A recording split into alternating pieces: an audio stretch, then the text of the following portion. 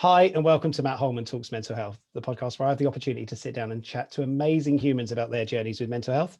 For this episode, I'm so happy to introduce Hannah Buckland to the conversation. Welcome, Hannah. Hi, Matt.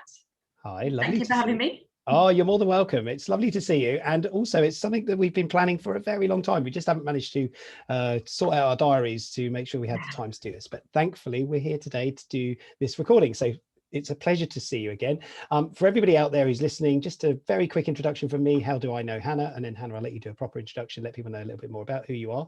And so Hannah and I, we've met through Mental Health First Aid, which is a product that we both train, we deliver to clients, and we're very passionate about this product and these sessions that we deliver. So that's sort of how we met. I think we met a few years back, actually, just through sort of conversation online, and we've stayed close. Hannah joined the Simpler Mental Health Partnership Program as well, a little bit as one of our support acts in there, which is primarily around suicide first aid. So you're a suicide first aid instructor as well. And it's just lovely to know Hannah. She's an amazing human. I always enjoy our conversations. We always have a laugh and get together and really sort of, we've got some really similar sort of ways of seeing the world around mental health. So it's fantastic. Hannah, I hope that's okay as an introduction. I'll let you do a proper introduction, let people know who you are. Thank you, Matt. Yes, I'm Hannah, and I'm an instructor with Mental Health First Aid England. I've been an instructor now for a number of years, and I train all sorts of different organisations and companies right across England. And as Matt says, I'm also an associate tutor for suicide first aid. So I work with the National Centre for Suicide Prevention, Education and Training, and that really enhances the mental health first aid courses that I deliver as well. So the two are brilliant together. So yeah, that's me in a little nutshell, work-wise. I have two young people in my life who also keep me busy, and a very lively Springer Spaniel. That's our other thing in common, isn't it, Matt? The love of our four-legged friends. It is indeed, yeah. The dogs are loves of our lives as well, and actually they're the best companions because they're the ones who don't answer back, and we both have young people in our lives as well to support who, they have their own attitudes at times, right, Hannah? They do. Amazing. Well, it's fascinating, and for everybody out there from the professional side, of course, you're this instructor, you're the trainer, you're the person that delivers it. But what I love is these conversations are about learning more about you, who you are, who Hannah is, and really understanding your journey with mental health. So I'm going to throw that over to you, Hannah. A story from you, please. Your journey with mental health. Tell us a story. Tell us about what's been going on in your world. Okay, so Matt, I'm going to take you right back to school days, and primary school to me actually was quite happy. I felt safe, very safe in primary school. I had some really good friendships, and my mum was a teacher at the school, so she was about as well. It was a very small school in southeast London. But I knew that I was very sensitive.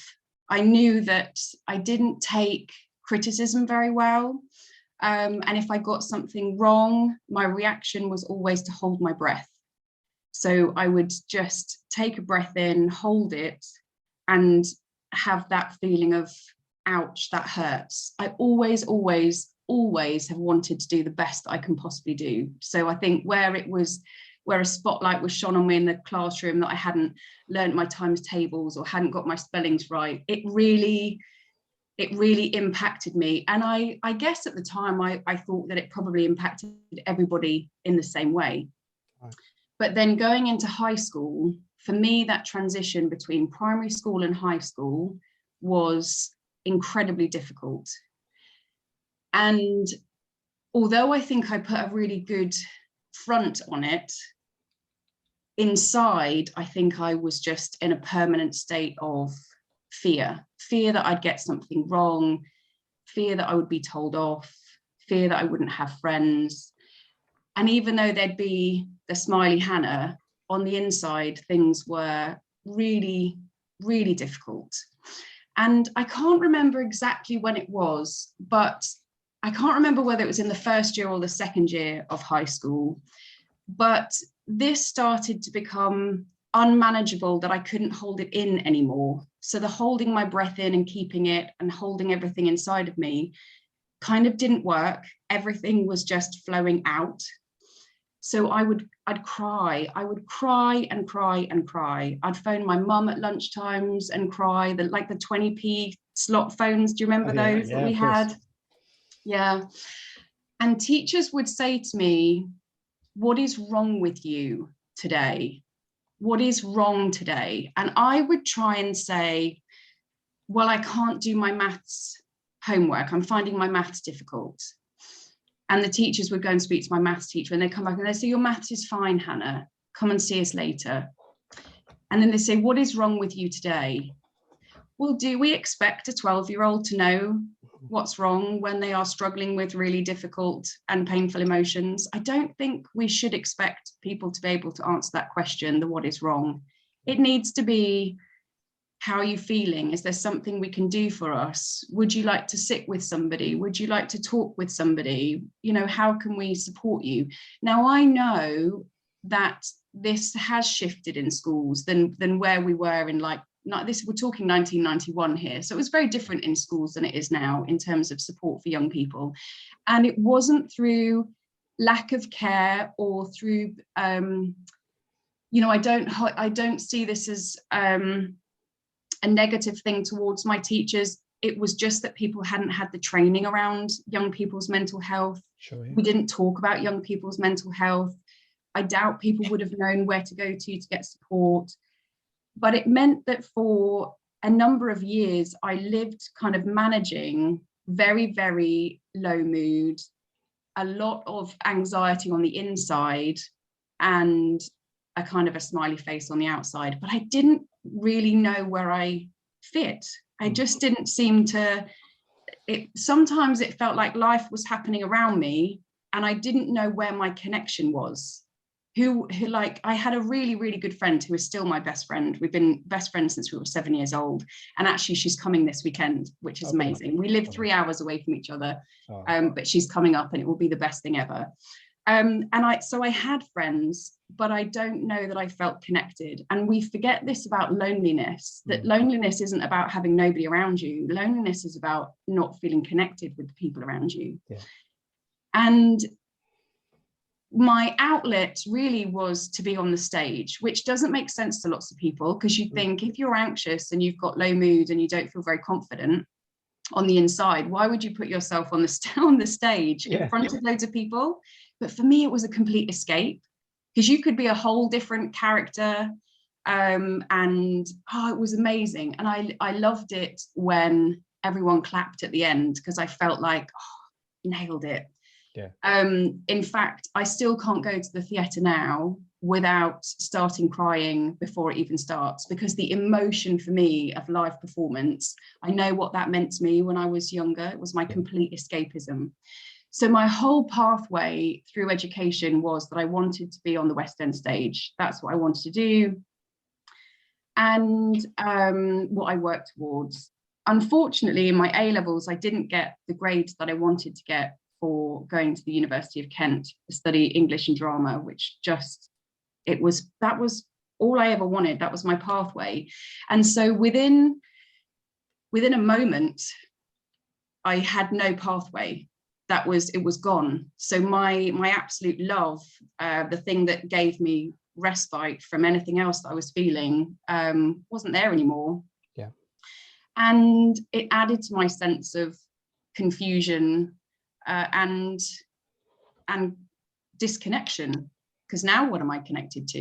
You know, I'm not going to, all of my friends are going off to university and forging their own pathways in life. And I was now without a school, because we'd done our A-levels. I was without a university and I was without a job. So at 18, it was a bit of a shock to be kind of landing down into the real world.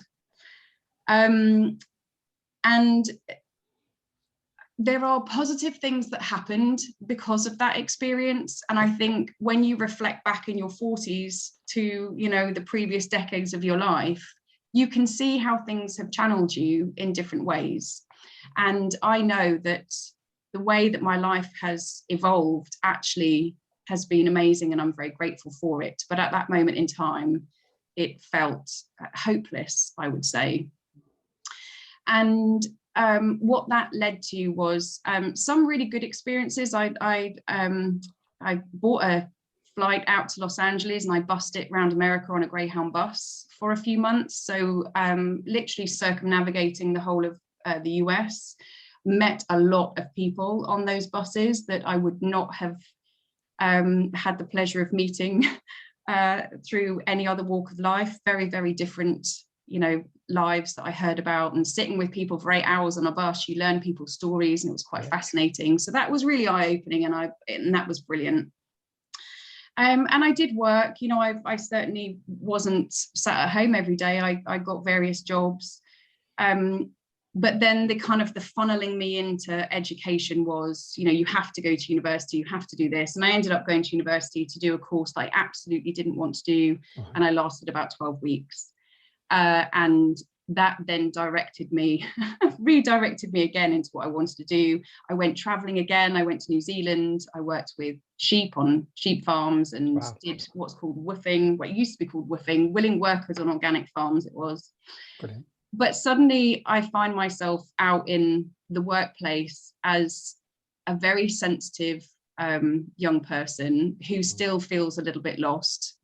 And the first workplace that was like my first proper job, I'd say, was incredible for me. But when I was going through interviews, the agency who was trying to get me the job was saying to me on the phone, Hannah, you have to toughen up. You have to be tougher. They won't employ you if you're not tougher. And this had been a message to me all the way through my being a child and being a teenager. People wanted me to be tougher, to be able to manage life better.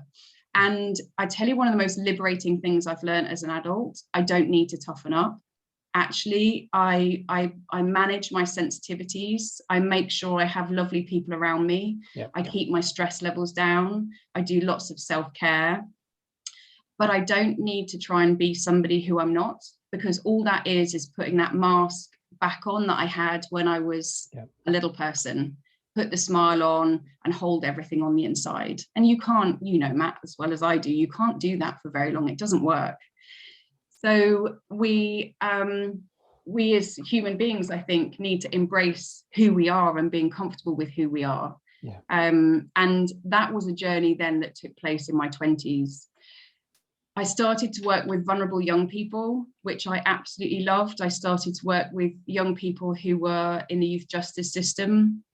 I started to work as an advocate for young people in the care system, and advocating for them in child protection case conferences, advocating for children in looked after child in care reviews, deprivation of liberty reviews if they were within a secure unit. And eventually I started also writing the reports for the police on missing children. So where people had been missing from their care placements, when we had them back, safely back. And that started to give me that sense of meaning in my life that I think had been missing. And I was able to connect some of those things that I felt when I was younger, though very different situations of upbringing. But I was able to connect with young people who feel that they didn't have a voice. I could connect with certain vulnerabilities. And I learned much more about young people's mental health and the risk factors associated with young people's mental health. But also at the same time, within my 20s and into my 30s, I also did some work in the corporate world as well, and became really aware of the fact that mental health in the workplace isn't always a priority. I think it's definitely more a priority now than it was. But I started to recognize that actually us as human beings, we bring to work parts of us from our childhood. And childhood experiences and vulnerabilities and our own unique vulnerability to stress. And I found that in some workplaces, I became a lot more anxious.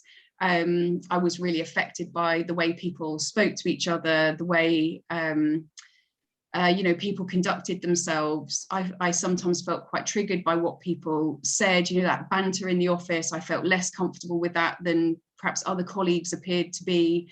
And it's because of who I am and, my own experiences in life. And I thought, this isn't okay. We need to make workplaces safe for employees. And with the knowledge that I had with working with young people, and the knowledge of my own experiences and my own vulnerabilities, I started to take much more of a role within workplaces about mental health and raising awareness of mental health in the workplace. And it was then that he was, I think, head of safety for a large organization, just said to me, Han, like, this is your bag, this is what you're passionate about, why are you not sharing this, wider? Why are you not talking about mental health to a wider audience? Why aren't you an instructor with something like mental health first aid? And I was like, I don't know.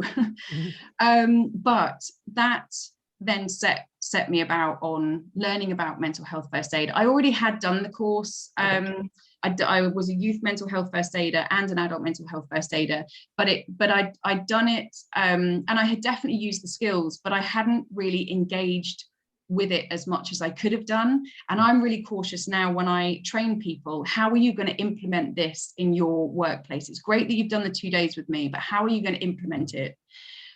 So that was really important to me. So I started out on the journey of becoming an instructor, and that really has led me to where I am today, and then led me into doing the suicide first aid as well. So my passion primarily is around kindness. Yep. That is my biggest passion in life, is that we treat each other with kindness. And as a young person, it's not necessarily even that I needed people to fix or solve what I was experiencing, but I did need people to be kind. Yeah.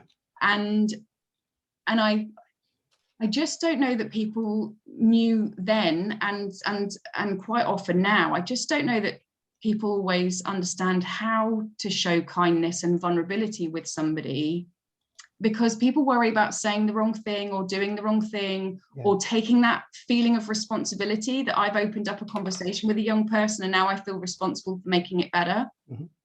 So it limits those discussions. But I needed kindness, and it's not what I always experienced. I'll give you an example, which I do laugh about now, but at the time it was tough.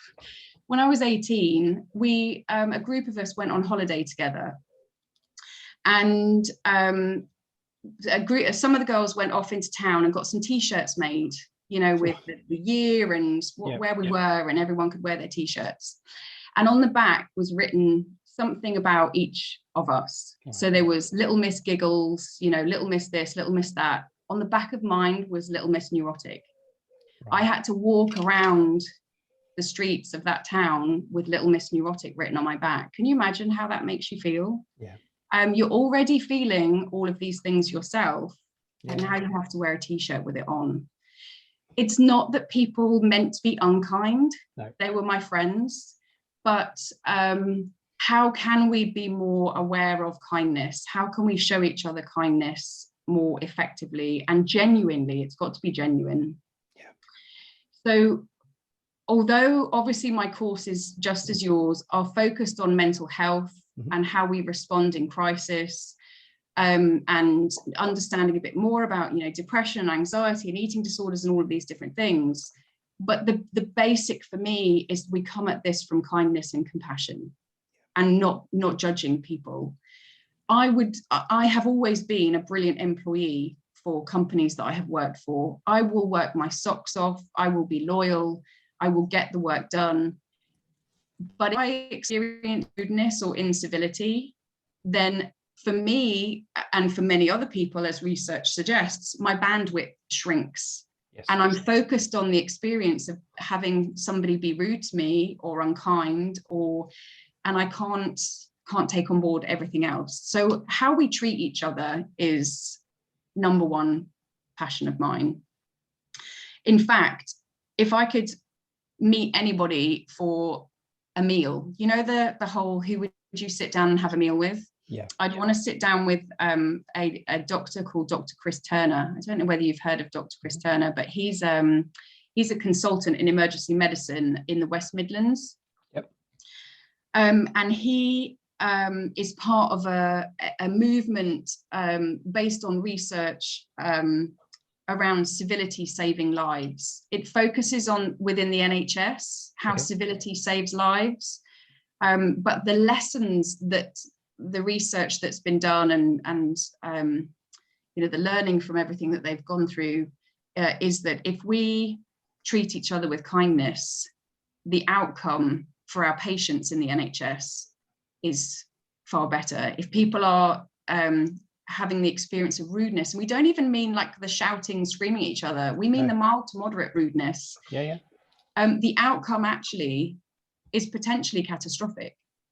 So I would love to sit and spend an evening with Dr. Chris and talk about his journey of learning about kindness versus rudeness. It's so important. It's incredible, isn't it? Yeah, absolutely. Yeah, so I keep myself very well. I'm very happy, I'm very positive. But my experiences when I was younger they won't leave me, because they've shaped who I am, and they will shape what my kind of values and passions are, definitely. There you go. That's a story, isn't it? I love that. I genuinely find that absolutely fascinating, and I love listening to you telling your story. And I'm absolutely convinced all the delegates, when you talk about your journey, your experiences as well, will find it exactly the same. Because I think what's lovely is you've recognized, you understand, and that thing about self-reflection becomes so important in all of these conversations. Having the ability to sort of take ourselves back, regress back to moments where we go, you know what, that does act to why I do what I do, which is a thing we call the frame of reference, right? It's very much around the window on the world is defined by the experiences that we've lived, or the, where we're brought up and through the systems that we brought through.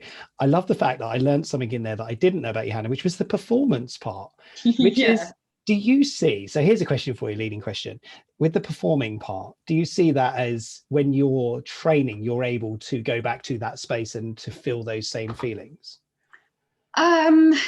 I think my deliveries are far more authentic than putting on a character. I feel much more open and vulnerable with my delegates than I would on the stage. I think, although I would still love to do acting, if I could have gone down that pathway, I know that I would have enjoyed it. But for me, acting was a lot about having the relief of being somebody else for 2 hours. Whereas now I'm really happy to be me. I love that. And that's really important, isn't it? Like, drama therapy is quite an important therapy as well, for people who are struggling to really show or to experience and talk openly about their own things. So, it sounds like there was a little bit of that going on, and a little bit of, the sort of the therapeutic piece. If you don't mind, I would like to just ask a couple of questions about when you were younger and some of those feelings, just so we can sort of help people if they're out there feeling those things. You said you were very sensitive. So can you define a little bit about sort of the things that were going on that were, you were feeling sensitive about in particular? Yeah, I think I felt that for whatever reason, and I have a very supportive, loving family, I felt that I wasn't good enough. I felt that I wasn't, I needed praise, but not because I needed to big myself up ever. In fact, anything like birthdays, I'd be, please don't make a fuss. I still feel very anxious around my birthday. I don't really like the singing of the happy birthday. I love celebrating other people's birthdays. But I needed that reassurance. I needed reassurance of, you are loved, you are okay, we are here for you. And it's not that I wasn't loved at all, Matt. I have a lovely family, but something inside of me needed that reassurance. And we talk about that with generalized anxiety disorder, that need for reassurance. I didn't ever have a diagnosis of an anxiety disorder. But for me, the feeling of shame was very, very difficult to manage as a child. I remember feelings where I'd be introduced to somebody and I think, oh, I look scruffy, or I might say something and I think I shouldn't have said that. And that sense of shame would sit with me. And for me, it sits here. When I feel shame or humiliated or hurt, I actually feel it in my chest, and I actually get a physical pain. If I experience rudeness, for example, it actually hurts in my chest. Or I feel if something happens to one of my children, I feel that same sense of pain that sits in my chest. So I think I was just very, very aware, like I almost had like a hypersensitive nervous system that was just zinging.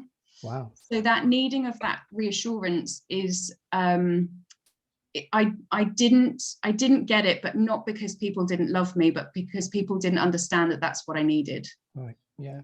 It's fascinating. I think that's so so well put across, in the sense of, that physical manifestation of the pain of those things, which I think a lot of people don't realize often. Mhm. And you talk about that thing about kindness, and I love that you brought that into the frame, because it's so important, isn't it? And we forget that actually small things can be so powerful and have such Yeah. profound impact. But it's also the same to the opposite of that, which is being unkind, and how painful that can feel when you feel that somebody is genuinely not supporting. And if you witness somebody being unkind or rude, that has an impact because you have witnessed it, even if you haven't experienced it yourself. We know, I mean, there's actually been thousands of academic papers written about this. But if you experience that unkindness, your bandwidth is shrunk by about 60% of what you can manage in that moment in time. But if you witness it, it's about 20% shrunken bandwidth. But do you know what? For that person that's witnessed that unkindness, you then go about your daily life, you're 50% less likely to help somebody else. Like unkindness is literally contagious, but so is kindness. When somebody lets you out, you're driving your car and you get let out and you're like, oh, great, thanks for letting me out. Aren't you more likely to let somebody else out of a junction further up the road? Absolutely, yeah. It's so true. What was happening for me was, at the time that I needed that reassurance, I needed people to say to me, you are okay, Han, you are loved and you are safe and we've got you. What I was hearing was, you have to toughen up. You have to be tougher because life is difficult. And that's a really tricky place to leave a young person, that they have to be something that they just don't feel able to be. But with that nurturing that we can give our young people, we can give them the skills to be able to manage in life. And I definitely have the skills now. I still have my sensitivity, but I see it more of a superpower than a detriment. Reframed positively, But I have had to gather the skills together, and this didn't come until my 20s, to gather the skills together of, one, learning to love myself, because we have to learn to love ourselves and accept ourselves for who we are. But also how to quieten my mind. And I did that through learning meditation. So when I was 27, 28, I think, I started meditation classes. I couldn't do it on my own at home. I went to a place, which is an incredible place. And that was one of the biggest things that I would put down to into sort of my recovery journey of being okay, like being able to manage things a lot better, was learning how to meditate, because I'd never known that I could quieten the chitter chatter in my mind of, you're not good enough, that's not good enough, they don't like you. And I learned how to just go, shh. Amazing. It was heaven. It was so good. And even though I don't practice meditation now, which I should and I would love to, I don't make the time for it. There are other self-care things that I do, that, my dog walking, my kayaking, those kinds of things.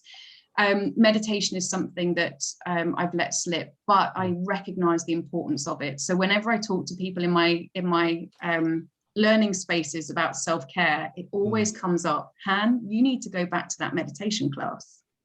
Hey.